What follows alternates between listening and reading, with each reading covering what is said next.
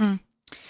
Concernant, la dette française qui bien sûr est dans tous les esprits, Florian Philippot, hier on recevait Thierry Mariani qui nous Mmh. expliquait que si jamais nous voulions quitter l'Union européenne, non seulement, bah, il faudrait gérer toute cette dette, mais en plus, Mmh. nous devrions partir avec un cadeau de départ, Mmh. et donc une partie de la dette européenne. Est-ce qu'on serait en capacité de gérer ça?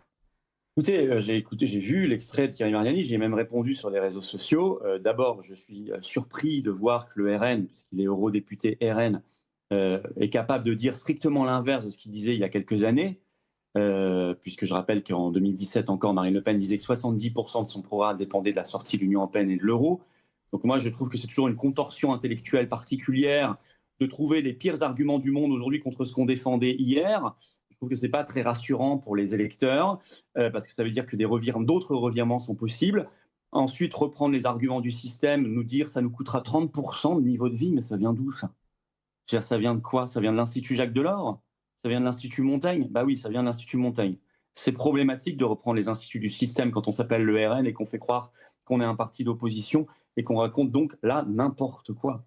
Bon, Et on par imagine ailleurs, qu'ils ont dû vérifier les chiffres.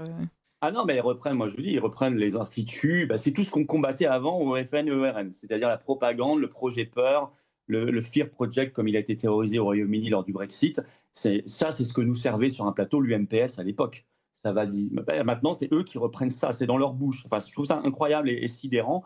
Et par ailleurs, ils racontent n'importe quoi sur le Royaume-Uni. Le Royaume-Uni n'a pas pris de dette européenne. Le Royaume-Uni, au contraire, a évité de rentrer dans le plan Covid, le plan de relance Covid, qui lui coûtait fort cher. Il est parti juste avant. Le Royaume-Uni a finalisé ses engagements qu'il avait financiers jusqu'en 2020 parce qu'il était engagé il avait des engagements budgétaires sur la période 2014-2020. Il avait les pensions des fonctionnaires européens britanniques pour 4-5 milliards de livres sterling. Il avait quelques engagements. C'est ce qu'on a appelé là-bas le divorce bill, l'exit bill, la facture de départ, 30 à 35 milliards de livres sterling. Mais vous les récupérez extrêmement vite. Parce qu'un pays comme la France, chaque année, une fois qu'il est sorti, il gagnera 20 milliards par an. Différence entre ce qu'on donne au budget européen et ce qu'il nous rend en retour. 20 milliards par an.